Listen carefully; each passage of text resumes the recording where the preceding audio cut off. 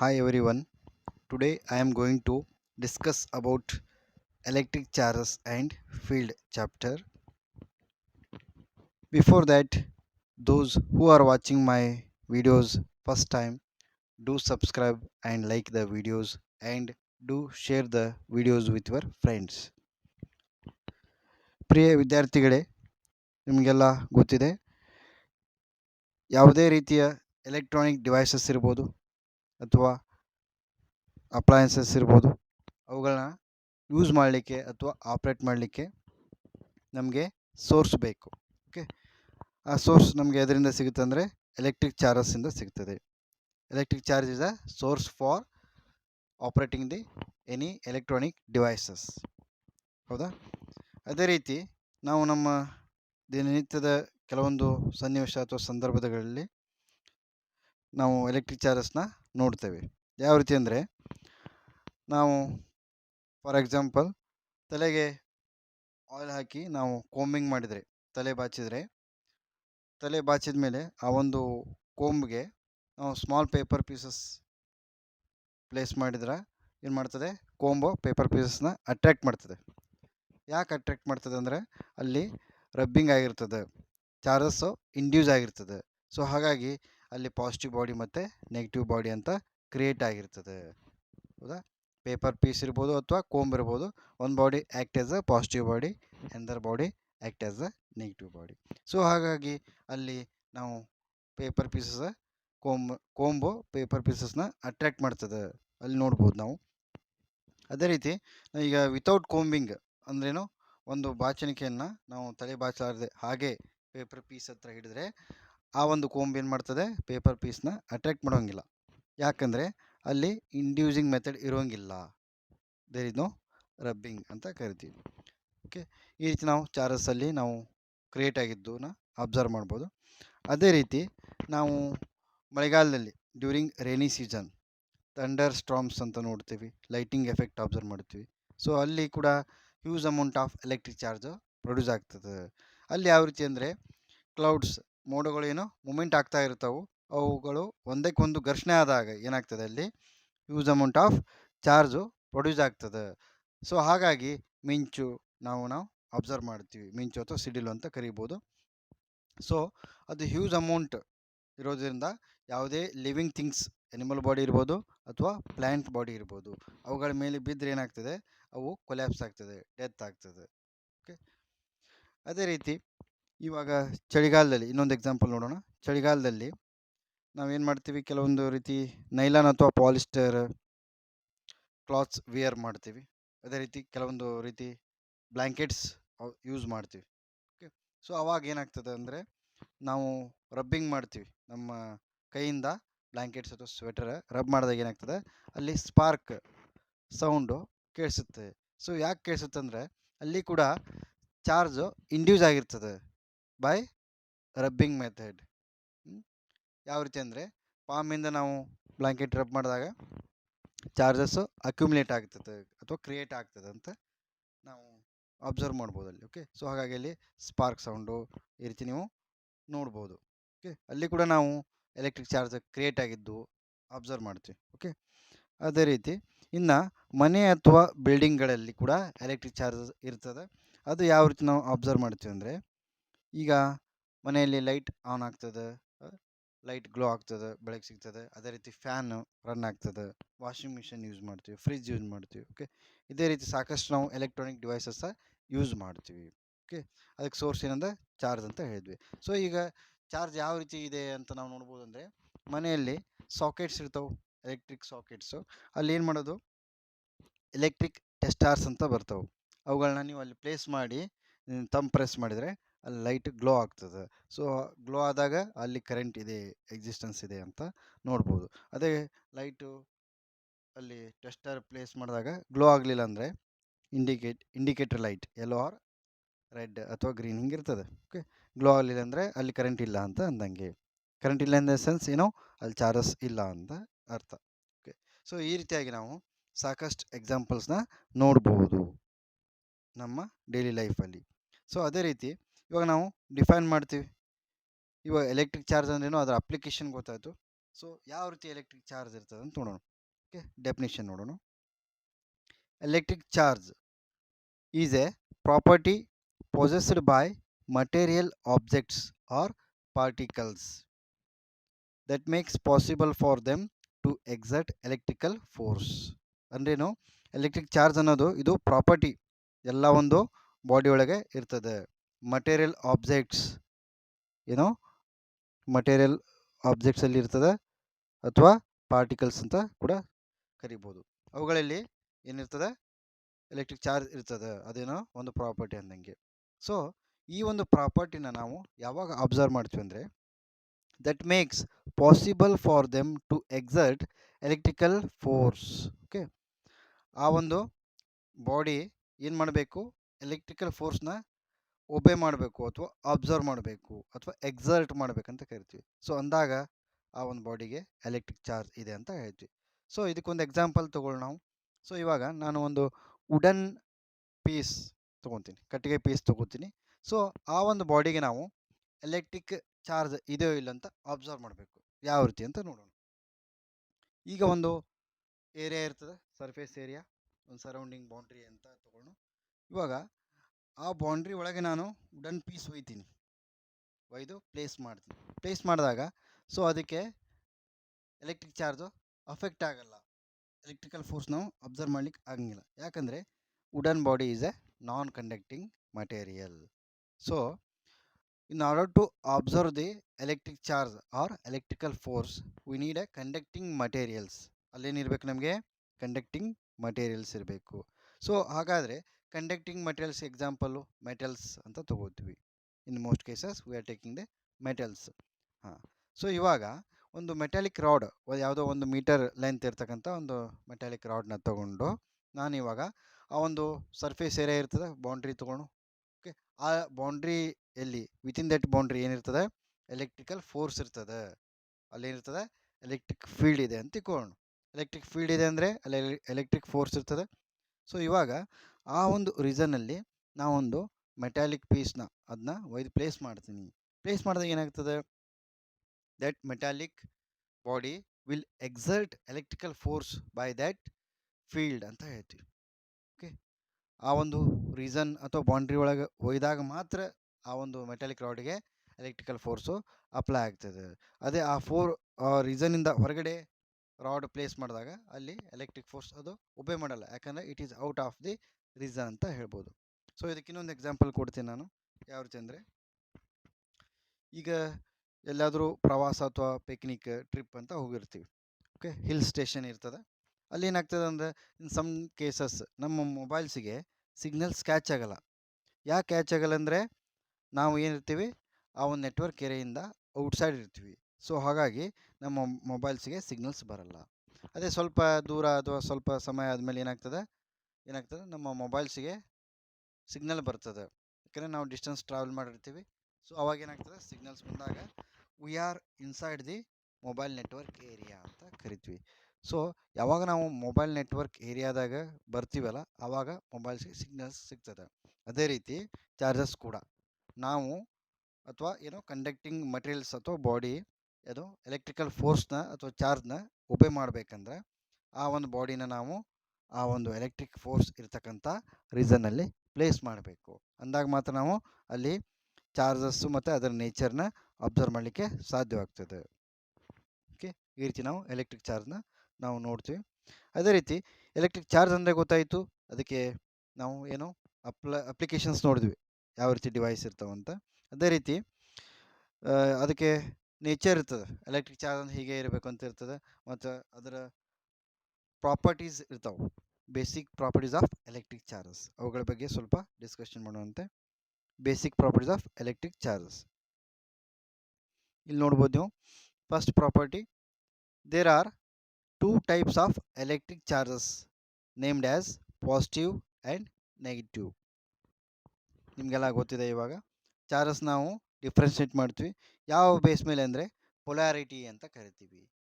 Polarity, okay, ಅಂದರೆ ಆ charge ಏನು ಪಾಸಿಟಿವ್ ಟರ್ಮಿನಲ್ ಇದೆಯೋ ಅಥವಾ ನೆಗೆಟಿವ್ ಟರ್ಮಿನಲ್ ಇದೆಯೋ ಅಂತ ನಾವು ಡಿಫ್ರೆನ್ಷಿಯೇಟ್ ಮಾಡ್ತೀವಿ. ಓಕೆ, ಚಾರ್ಜಸ್ ಮೇಲೆ ನಾವು ತಗೋತೀವಿ. This is the first property. There are mainly 2 types of charges named as positive and negative. Okay, this is one of the property. Next one, no? Electric charges has magnitude but no direction. Therefore, it is a scalar. Okay. ನಾವು ಈಗಾಗಲೇ ಗೊತ್ತಿದೆ ನಮಗೆ ಸ್ಕೇಲಾರ್ಸ್ and vector quantity. ಯಾವ ಕ್ವಾಂಟಿಟಿಗೆ only magnitude ಅಷ್ಟೇ ಇರ್ತದೋ, value ಅಷ್ಟೇ ಇರ್ತದೋ ಅಂತ ಒಂದು ಕ್ವಾಂಟಿಟಿನ ಸ್ಕೇಲಾರ್ ಕ್ವಾಂಟಿಟಿ ಅಂತ ಕರಿತೀವಿ. ಸೊ ಇಲ್ಲಿ ಏನಾಗ್ತದೆ ಅಂದರೆ ಎಲೆಕ್ಟ್ರಿಕ್ ಚಾರ್ಜ್ ಅದಕ್ಕೆ ಏನಿರ್ತದೆ, ಓನ್ಲಿ ಮ್ಯಾಗ್ನಿಟ್ಯೂಡ್ ಇರ್ತದೆ, ಅದಕ್ಕೇನು ಡೈರೆಕ್ಷನ್ ಇರಂಗಿಲ್ಲ. ಸೊ ಹಾಗಾಗಿ ಏನಾಗ್ತದೆ, it is A scalar quantity. Electric charge is A scalar quantity ಅಂತ ಕರಿತೀವಿ. ಅದೇ ರೀತಿ ನೆಕ್ಸ್ಟ್ ಒನ್, ಚಾರ್ಜಸ್ಗೆ ಇದೇ ರೀತಿ ಇರ್ಬೇಕಂತ ನೇಚರ್ ಇರ್ತದೆ. ಲೈಕ್ ಚಾರ್ಜ್ ಅಂತ ತೊಗೊತೀವಿ. ಲೈಕ್ ಚಾರ್ಜಸ್ ಅಂದರೆ ಸೇಮ್ ಚಾರ್ಜಸ್ ಅಂತ ಕರಿತೀವಿ ನಾವು. ಎರಡು ಪಾಸಿಟಿವ್ ಚಾರ್ಜ್ ಇರ್ಬೋದು ಅಥವಾ ಎರಡು ನೆಗೆಟಿವ್ ಚಾರ್ಜ್ ಇರ್ಬೋದು, ಅವುಗಳನ್ನ ನಾವು ಲೈಕ್ ಚಾರ್ಜಸ್ ಅಂತ ಕರಿತೀವಿ. Okay, always like charges repel each other. ಏನಾಗ್ತವೆ ಅವು? ರಿಪೆಲ್ ಆಗ್ತದೆ. ಓಕೆ, ಇಬ್ಬರು ಎನಿಮೀಸ್ನ ತಂದಿಟ್ರೆ ಯಾವ ರೀತಿ ಅವರು ಒಂದೇ ಹತ್ರ ಕೊಡಂಗಿಲ್ಲ, ಅದೇ ರೀತಿ ಲೈಕ್ ಚಾರ್ಜಸ್ ಅಂದರೆ ಏನು, ರಿಪೆಲ್ ಆಗ್ತಾ ಇರ್ತದೆ. And unlike charges attract each other. ಒಂದು ಪಾಸಿಟಿವ್ ಚಾರ್ಜ್ ಇರ್ಬೋದು, ಒಂದು ನೆಗೆಟಿವ್ ಚಾರ್ಜ್ ಇರ್ಬೋದು, ಅವುಗಳನ್ನ ನಾವು ಹತ್ತಿರ ತಂದು ಪ್ಲೇಸ್ ಮಾಡಿದರೆ ಏನಾಗ್ತದೆ, ಅವುಗಳು ಅಟ್ರಾಕ್ಟ್ ಆಗ್ತದೆ. ಇವೇನು ಚಾರ್ಜಸ್ ನೇಚರ್ ಅಂತ ಕರಿತೀವಿ. ನೆಕ್ಸ್ಟ್ ಒಂದು ನೋಡೋಣ,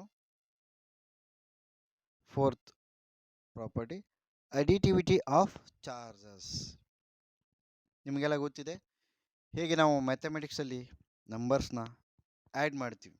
suppose if we have 4 numbers, 4 number ಇದ್ದರೆ ಅವುಗಳನ್ನ ಆ್ಯಡ್ ಮಾಡಿ ಸಮೇಷನ್ ಅಂತ ಬರ್ತೀವಿ, ರಿಸಲ್ಟೆಂಟ್ ವ್ಯಾಲ್ಯೂ. ಅದೇ ರೀತಿ ನಾವು ಚಾರ್ಜಸ್ ಕೂಡ ಆ್ಯಡ್ ಮಾಡ್ಬೋದು. ಯಾವ ರೀತಿ ಆ್ಯಡ್ ಮಾಡ್ಬೋದು ಅಂದರೆ, ಈಗ ಒಂದು ಸಿಸ್ಟಮ್ ಅಂತ ತೊಗೋತೀವಿ ನಾವು. ಒಂದು ಸಿಸ್ಟಮ್ ಅಂತ ತೊಗೊಂಡಾಗ ಅಲ್ಲಿ ನಂಬರ್ ಆಫ್ ಚಾರ್ಜಸ್ ಬರ್ತವೆ. ಒಂದು Q1 ಅಂತ ಬರ್ತದೆ, Q2 ಅಂತ ಬರ್ತದೆ, Q3 ಅಂತ ಬರ್ತದೆ. ಸೊ ಅವುಗಳನ್ನ ನಾವು ಆ್ಯಡ್ ಮಾಡ್ಬೋದು. ಯಾವ ರೀತಿ ಅಂದರೆ Q = Q1 + Q2 + Q3. ಇಲ್ಲಿ ಆ್ಯಡಿಂಗ್ ಇನ್ ದ ಸೆನ್ಸ್ ಏನು, ಈಚ್ ಚಾರ್ಜ್ಗೆ ಅದರದೇ ಆದ ಒಂದು ಮ್ಯಾಗ್ನಿಟ್ಯೂಡ್ ಇರ್ತದೆ. ಆ ಮ್ಯಾಗ್ನಿಟ್ಯೂಡ್ನ ನಾವು ಆ್ಯಡ್ ಮಾಡ್ತಾ ಹೋಗ್ತೀವಿ. ಬರೀ 3 ಚಾರ್ಜ್ ಅಂತಲ್ಲ, for n number of charges also we can add. Okay, ಈ ಒಂದು ಎಡಿಷನ್ ಪ್ರಾಪರ್ಟಿಗೆ ಏನಂತ ಕರಿತೀವಿ ನಾವು, ಅಡಿಟಿವಿಟಿ ಆಫ್ ಚಾರ್ಜ್ ಅಂತ ಕರಿತೀವಿ. ಹೌದಾ? ನೆಕ್ಸ್ಟ್ ಒನ್ನು, ಅದೇ ರೀತಿಯಾಗಿ ಕಾನ್ಸರ್ವೇಷನ್ ಆಫ್ ಚಾರ್ಜ್. ಓಕೆ, ನಿಮಗೆಲ್ಲ ಗೊತ್ತಿದೆ, ಫಸ್ಟ್ ಇಯರ್ ಇರ್ಬೋದು ಅಥವಾ 10th ಇರ್ಬೋದು, ನೀವು ಕಾನ್ಸರ್ವೇಷನ್ ಆಫ್ ಎನರ್ಜಿ ಬಗ್ಗೆ ಡಿಸ್ಕಷನ್ ಮಾಡಿರ್ತೀರಿ. ಓಕೆ, ಕಾನ್ಸರ್ವೇಷನ್ ಆಫ್ ಎನರ್ಜಿ ಹಾಗೆಂದರೆ ಏನಂದರೆ, ಏನು, energy can be energy neither can be created nor can be destroyed ಅಂತ ಕರಿತೀವಿ. ಎನರ್ಜಿನ ನಾವು ಕ್ರಿಯೇಟ್ ಮಾಡಲಿಕ್ಕೆ ಆಗಲ್ಲ, ಡಿಸ್ಟ್ರಾಯ್ ಮಾಡಲಿಕ್ಕೆ ಆಗಲ್ಲ, ಬಟ್ ಅದನ್ನ ನಾವು ಕನ್ವರ್ಟ್ ಮಾಡ್ಬೋದು ಒಂದು ಫಾರ್ಮಿಂದ ಇನ್ನೊಂದು ಫಾರ್ಮಿಗೆ. ಹೌದಾ? ಅದೇ ರೀತಿ ಚಾರ್ಜ್ ಕೂಡ ಅಪ್ಲೈ ಆಗ್ತದೆ. ಚಾರ್ಜ್ ಏನಾಗ್ತದೆ, ಚಾರ್ಜ್ ಕೂಡ ನಾವು ಕ್ರಿಯೇಟ್ ಮಾಡಲಿಕ್ಕಾಗಲ್ಲ, ಡೆಸ್ಟ್ರಾಯ್ ಮಾಡಲಿಕ್ಕಾಗಲ್ಲ, ಬಟ್ ಏನು, ಅದು ನಾವು ಅಬ್ಸರ್ವ್ ಮಾಡ್ಬೋದು. ಎಲ್ಲ ಬಾಡಿಯಲ್ಲಿ ಚಾರ್ಜಸ್ ಇರ್ತವೆ, ಅದನ್ನು ನಾವು ಅಬ್ಸರ್ವ್ ಮಾಡ್ಬೋದು. Total charge of an isolated system is conserved ಅಂತ ಕರಿತೀವಿ. ನೆಕ್ಸ್ಟ್ ಅದೇ ರೀತಿ ನೆಕ್ಸ್ಟ್ ಒಂದು quantization of charge. Charges nature ನೋಡಿದ್ವಿ, ಕ್ವಾಂಟೈಸೇಷನ್ ಅಂತ ಕರಿತೀವಿ. ಕ್ಯೂ ಅಂತ ತೊಗೊತೀವಿ ನಾವು. ಕ್ಯೂ = n × E ಅಂತ ಬರಿತೀವಿ. ಓಕೆ, ಬೇರೆ Q is the quantization. Okay, n means number of charge. n means number of charge. ಈಗ ಒಂದು ಸಿಸ್ಟಮ್ ಅಂತ ತೊಗೊಂಡ್ರೆ ಅಲ್ಲಿ ಎಷ್ಟಾದರೂ ಚಾರ್ಜಸ್ ಇರ್ಬೋದು. ಓಕೆ, ಇ ಅಂದ್ರೇನು, basic element of charge. Okay, simplest form ಅಂತ ಕರಿತೀವಿ, ಬೇಸಿಕ್ ಎಲಿಮೆಂಟ್. ಈಗ ವ್ಯಾಲ್ಯೂ ಇರ್ತದೆ. ಓಕೆ, E = 1.602 × 10⁻⁻19 ಕೂಲಮ್ ಅಂತ ಕರಿತೀವಿ. ಕೂಲಮ್ ಅನ್ನೋದೇನು, S unit of electric charge ಅಂತ ಕರಿತೀವಿ. ಸೊ ಇಲ್ಲಿ ಏನು ವ್ಯಾಲ್ಯೂ ಇದೆಯಲ್ಲ, ಇದೇನು, ಇದೇ simplest form of charge value. Okay, ಈಗ ಹೆಂಗೆ ನಾವು ಐಡೆಂಟಿಟಿ ತೊಗೋತೀವಿ ಮ್ಯಾಥಮೆಟಿಕ್ಸಲ್ಲಿ, n × 1 × 1 2 × 1, ಇಲ್ಲಿ 1 ಅನ್ನೋದು ಏನಾಗ್ತದೆ, ಐಡೆಂಟಿಟಿ ಆಗ್ತದೆ. ಓಕೆ, ಅದೇ ರೀತಿ ಇಲ್ಲಿ ಚಾರ್ಜ್ ಅನ್ನೋದು ಐಡೆಂಟಿಟಿ ಇದ್ದಂಗೆ. ಸೊ ಈಗ ಒಂದು ಸಿಸ್ಟಮಲ್ಲಿ 4 ಚಾರ್ಜ್ ಇದ್ದರೆ 4 ಇಂಟು ಇ ಅಂತ ಬರ್ತೀವಿ. ಓಕೆ, ಇಲ್ಲಿ ಎನ್ ಅನ್ನೋದು ಏನಾಗ್ತದೆ 4 ಆಗ್ತದೆ, ಇ ಅನ್ನೋದು ಚಾರ್ಜ್ ವ್ಯಾಲ್ಯೂ ಆಗ್ತದೆ.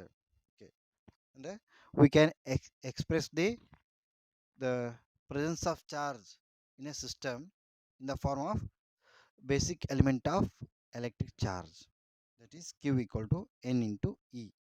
ಈ ರೀತಿ ನಾವು ಅಬ್ಸರ್ವ್ ಮಾಡ್ಬೋದು. Okay, these are the main properties of electric charge. ನಿಮಗೆ ಎಕ್ಸಾಮ್ ಕೇಳ್ತಾರೆ, 3 ಮಾರ್ಕ್ ಕ್ವಶನ್ ಕೇಳ್ತಾರೆ, mention the properties of electric charge ಅಂತ ಕೇಳ್ತಾರೆ. ಸೊ ಆವಾಗ ನೀವು ಇಲ್ಲಿ ಸುಮಾರು ನಾನು 6 ಪಾಯಿಂಟ್ಸ್ನ ಎಕ್ಸ್ಪ್ಲೇನ್ ಮಾಡಿದ್ದೀನಿ. 6 ಕೂಡ ನೀವು ಬರೀಬೇಕಂತ ಏನಿಲ್ಲ, ಮೇನ್ ಆಗಿ ನೀವು 3 ಪಾಯಿಂಟ್ಸ್ ಬರೆದು ಸಾಕು. ಅದು ಕೂಡ ನೀವು ಹೆಡ್ಡಿಂಗ್ ಹಾಕಿದ್ರೆ ಸಾಕು, will get a full marks.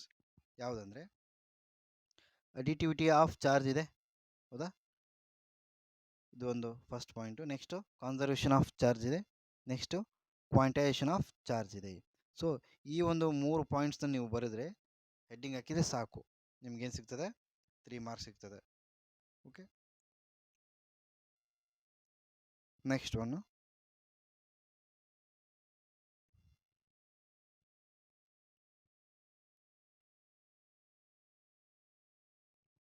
Next coulombs law ಅಂತ ಬರ್ತದೆ.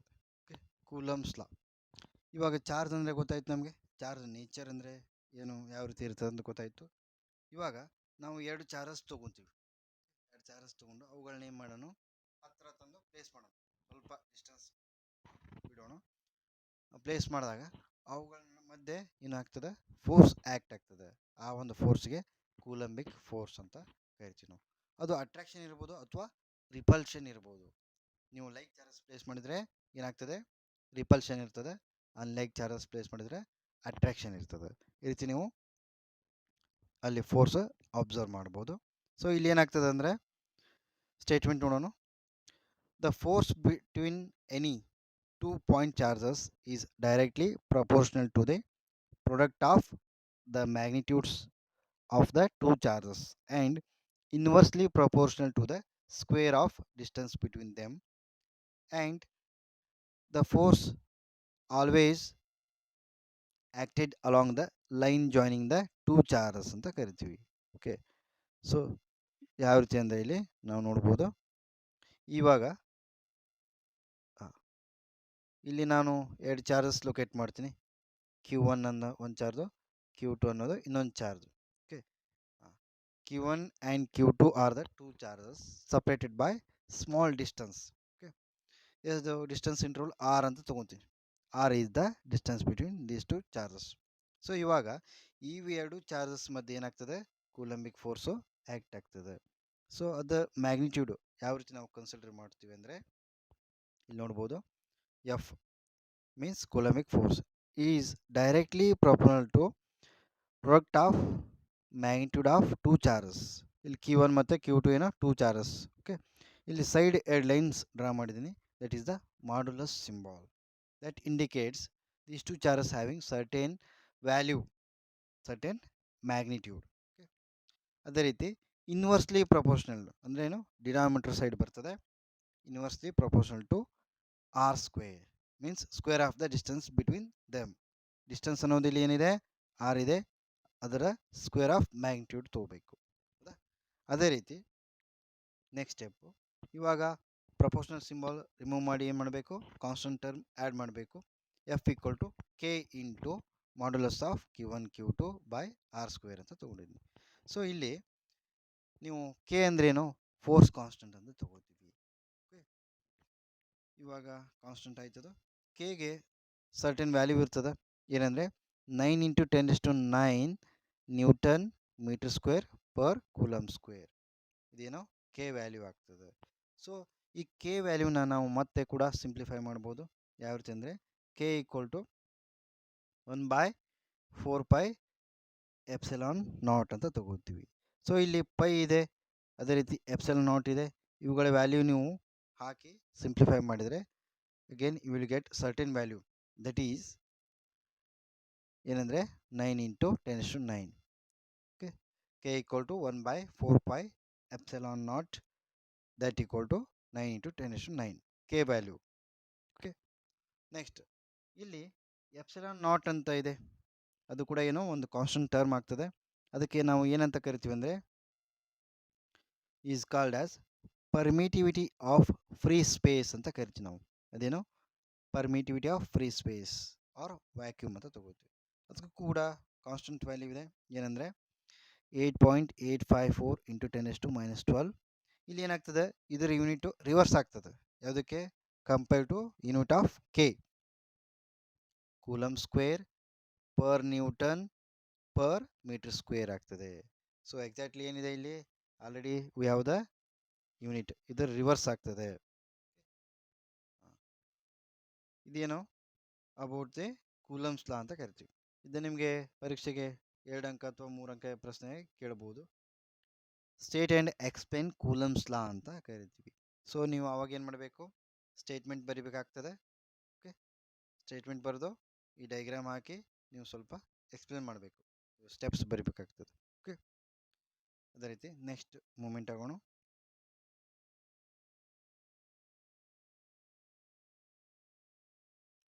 ಕೂಲಮ್ಸ್ ಲಾ ಇನ್ ವೆಕ್ಟಾರ್ ಫಾರ್ಮ್. ಈಗ ಆಲ್ರೆಡಿ ನಾವು ಕೂಲಮ್ಸ್ ಲಾ ನೋಡಿದ್ವಿ. ಓಕೆ, ಫಾರ್ಮುಲಾ ಕೂಡ ನೋಡಿದ್ವಿ, ಸ್ಟೇಟ್ಮೆಂಟ್ ಮತ್ತು ಫಾರ್ಮುಲಾ. ಸೊ ಇಲ್ಲೇನಾಗ್ತದೆ, ಇಲ್ಲಿ ಕೂಡ ಅದೇ ಸ್ಟೇಟ್ಮೆಂಟ್ ಇರ್ತದೆ, ಅದೇ ಫಾರ್ಮುಲಾ ಇರ್ತದೆ. ಬಟ್ ಒಂದು ಡಿಫ್ರೆನ್ಸ್ ಏನಂದರೆ, ನಾವು ಇಲ್ಲಿ ವೆಕ್ಟಾರ್ ಫಾರ್ಮ್ ಒಳಗೆ ಅಂದ್ರೇನು ಪೊಸಿಷನ್ ವೆಕ್ಟರ್ ಅಂತ ಕರಿತೀವಿ. ಪೊಸಿಷನ್ ವೆಕ್ಟರಿಂದ ನಾವು ರೀಪ್ರಿಂಟ್ ಮಾಡ್ತೀವಿ 2 ವೆಕ್ಟರ್ಸ್ನ. ಓಕೆ, ಸೊ ಇದಕ್ಕೇನಾಗ್ತದೆ, ನೀವು ಈ ರೀತಿ ನೀವು ಡೈಗ್ರಾಮ್ ಡ್ರಾ ಮಾಡಬೇಕಾಗ್ತದೆ, ಕೂಲಮ್ಸ್ ಲಾ ಇನ್ ವೆಕ್ಟಾರ್ ಫಾರ್ಮ್. ಸೊ ಇದೇನೆಂದರೆ, ಒಂದು ನಾವಿಲ್ಲಿ ಕೋಆರ್ಡಿನೇಟ್ ಸಿಸ್ಟಮ್ ಅಂತ ತೊಗೊಂಡಿದ್ದೀವಿ. XYZ is the coordinate system. So ಇಲ್ಲಿ ಏನಾಗ್ತದೆ ಅಂದರೆ, O is the reference point. Okay, ಇಲ್ಲಿಂದ ನಾವು 2 ಚಾರ್ಜಸ್ನ ಪ್ಲೇಸ್ ಮಾಡ್ತೀವಿ ಈ ಒಂದು ಸ್ಪೇಸಲ್ಲಿ. ಎಟ್ ಪೊಸಿಷನ್ A ಮತ್ತು B ಅಂತ ತಗೋತೀವಿ. ಓಕೆ, ನೆಕ್ಸ್ಟು ಎ ಮತ್ತು ಬಿ ಪೊಸಿಷನಲ್ಲಿ ಚಾರ್ಜಸ್ನ ಪ್ಲೇಸ್ ಮಾಡ್ತೀವಿ. Q1 ಮತ್ತು Q2 ಅಂತ ತಗೋತೀವಿ. ಇಲ್ಲಿ ಏರೋ ಮಾರ್ಕ್ ಕೂಡ ಇಂಪಾರ್ಟೆಂಟ್, ನೀವು ಇಲ್ಲಿ ಅಬ್ಸರ್ವ್ ಮಾಡ್ಬೋದು. ಓಕೆ, Q1 ಚಾರ್ಜ್ಗೆ ಪೊಸಿಷನ್ ವೆಕ್ಟರ್ ಏನಿದೆ R1 ಇದೆ. ಅದೇ ರೀತಿ Q2 ಚಾರ್ಜ್ಗೆ ಪೊಸಿಷನ್ ವೆಕ್ಟರ್ R2 ಇದೆ. ಓಕೆ, ಇಲ್ಲಿ ನಾವು ಡಿಸ್ಪ್ಲೇಸ್ಮೆಂಟ್ ವೆಕ್ಟರ್ನ ಕ್ಯಾಲ್ಕುಲೇಟ್ ಮಾಡ್ತೀವಿ. ನೀವು ಈಗಾಗಲೇ ಫಸ್ಟ್ ಇಯರ್ದಲ್ಲಿ ಸ್ಟಡಿ ಮಾಡಿದಿರಿ, ಮೋಷನ್ ಇನ್ ಎ ಪ್ಲೇನಲ್ಲಿ how to calculate the displacement in a 2 dimension. Okay, ಅವಾಗ ಏನು ಮಾಡ್ತೀವಿ, ನಾವು ಈ ರೀತಿ ನಾವು ತೊಗೋಬೋದು. ಏನಂದರೆ ಎ ಬಿ ಅಂತ ತೊಗೋತೀವಿ. A B is the displacement vector. ಅಲ್ಲೇನಾಗ್ತದೆ, ಅದ್ರ ವ್ಯಾಲ್ಯೂ ಬೇಕಂದರೆ ನಮಗೇನು ಬೇಕು, ಅದು ವ್ಯಾಲ್ಯೂ ತೊಗೊಂಡಿದ್ವಿ, ಏನು R21 ಅಂತ ತೊಗೊತೀವಿ. R21 ಈಕ್ವಲ್ ಟು ಏನಾಗ್ತದೆ, R2 vector minus R1 vector. ಈ ರೀತಿ ನಾವು ತೊಗೋತೀವಿ, R2 ಮತ್ತು R1. ಓಕೆ, ನೆಕ್ಸ್ಟ್ ಇಲ್ಲಿ F21 ಅಂತ ಇದೆ. Okay, F21 is the force magnitude. ಅದೇ ರೀತಿ F12 ಕೂಡ ಫೋರ್ಸ್ ಮ್ಯಾಗ್ನಿಟ್ಯೂಡ್. ಬಟ್ ಡಿಫ್ರೆನ್ಸ್ ಏನಂದರೆ, ಡೈರೆಕ್ಷನ್ ಇಲ್ಲಿ ಅಪೋಸಿಟ್ ಇರ್ತದೆ. ಹೌದಾ, ಇವಾಗ ನಾವು ಒಂದು ಸಾರಿ ಏನು ತೊಗೋತೀವಿ, Q2 ರೆಫರೆನ್ಸ್ ತೊಗೋತೀವಿ, force acting on Q2 due to Q1 ಅಂತ ತೊಗೊತೀವಿ. ಸೊ ಆವಾಗ ಡೈರೆಕ್ಷನ್ ಏನಿರ್ತದೆ, R21 ಇರ್ತದೆ. ಅಲ್ಲಿ ಅಬ್ಸರ್ವ್ ಮಾಡ್ತಕ್ಕಂಥ ಫೋರ್ಸ್ ಏನಂದರೆ F21 ಆಗ್ತದೆ. ಅದೇ ರೀತಿ ನೆಕ್ಸ್ಟ್ ಏನದರ್ ಕೇಸು, ಅಲ್ಲಿ ಕೂಡ ಸೇಮ್ ಫೋರ್ಸ್ ಮ್ಯಾಗ್ನಿಟ್ಯೂಡ್ ಇರ್ತದೆ, ಬಟ್ ಏನು ಸೈನ್ ರಿವರ್ಸ್ ಇರ್ತದೆ, ಡೈರೆಕ್ಷನ್ ರಿವರ್ಸ್ ಇರ್ತದೆ. ಸೊ ನೆಕ್ಸ್ಟ್ ಏನಂದರೆ Q1 ಕಾನ್ಸ್ಟೆಂಟ್ ಅಂತ ತೊಗೊತೀವಿ, force acting on Q1 due to Q2 ಅಂತ ತೊಗೋತೀವಿ. ಸೊ ಅವಾಗ ಡೈರೆಕ್ಷನ್ ಚೇಂಜ್ ಆಗ್ತದೆ, ಫೋರ್ಸ್ ಏನಂದರೆ F12 ಅಂತ ಆಗ್ತದೆ. ಈ ರೀತಿ ನಾವು ಅಬ್ಸರ್ವ್ ಮಾಡ್ತೀವಿ. ನೆಕ್ಸ್ಟ್ ಅದೇ ಈಕ್ವೇಷನ್ ಫಾರ್ಮ್ ತೊಗೊಳ್ಳಿ. ಇವಾಗ R1 and R2 are the position vectors as we already discussed, and Q1 and Q2 are the 2 charges in the diagram. And okay, R21 displacement vector or position vector ಅಂತ ತಗೋತೀವಿ. Next ಈಗ direction change ಮಾಡಿದಾಗ ಏನಾಗ್ತದೆ, R1 minus R2 ಆಗ್ತದೆ. ಅದಕ್ಕೆ ಇದು R12 ವೆಕ್ಟರ್ಗೆ. So ಇವಾಗ ನಾವು ಇಲ್ಲಿ ಫೋರ್ಸ್ ಕ್ಯಾಲ್ಕುಲೇಟ್ ಮಾಡಬೇಕು. Force on Q2 due to Q1 is ಅಂದ್ರೇನು, ಫಸ್ಟ್ ಒನ್ನು ಈ ಡೈರೆಕ್ಷನ್ ಆಗ್ತದೆ ಇವಾಗ. ಓಕೆ, ಈ ಡೈರೆಕ್ಷನ್. ಓಕೆ, ಏನಾಗ್ತದೆ, ಅದು F21 equal to Again, same formula. Coulomb's law, 1 by 4 pi epsilon naught into q1 q2 by r21 square into R21 cap. ಇಲ್ಲ R21 ಅನ್ನೋದೇನೋ ಅದು distance interval ಆಗ್ತದೆ. ಅದರ ಸ್ಕ್ವೇರ್ ತಗೋತೀವಿ ಇಂಟು ಅದರದ ಪೊಸಿಷನ್ ವೆಕ್ಟರ್ R21. ಅದೇ ರೀತಿ ರಿವರ್ಸ್ ಫೆನಾಮಿನ ಏನಾಗ್ತದೆ, the force on Q1 due to Q2 from the diagram ಏನಾಗ್ತದೆ, 1 by 4 pi epsilon naught into Q1 Q2 by R12 square into R12 cap. Okay, ಇವೆರಡು equation ನೀವು ಏನು comparison ಮಾಡ್ಬೋದು. ಮಾಡಿದಾಗ magnitude same ಇರ್ತದೆ. ಓಕೆ, ಬಟ್ ವೇರಿಯೇಷನ್ ಏನಂದರೆ sign. So ಹಾಗಾಗಿ ನಾವು ಈ ರೀತಿ ಬರಿಬೋದು. On comparing the above two equations we can write that F12 equal to minus of F21 means in both side we have the same magnitude of force, okay, in both side, but differ is sign. Okay, minus sign. F12 equal to minus F21. Okay, this is half about the Coulomb's law in vector form. ಇಲ್ಲಿ ಎರಡು ಕೂಡ separate questions. ನೀವು ಇದಕ್ಕೆ previous question answer, ಅದಕ್ಕೆ ಈ answer ಬರೆದ್ರೆ you will lose the marks. Question separate ಆಗ್ತದೆ. State and explain Coulomb's law ಅಂತ ಕೇಳ್ತಾರೆ, ಅಥವಾ state and explain Coulomb's law in vector form ಅಂತ ಕೇಳ್ತಾರೆ. ಸೊ ವೆಕ್ಟರ್ ಫಾರ್ಮ್ ಅಂತ ಕೇಳಿದಾಗ ನೀವು ಈ ಆನ್ಸರ್ನ ಬರಿಬೇಕಾಗ್ತದೆ. Okay, thank you.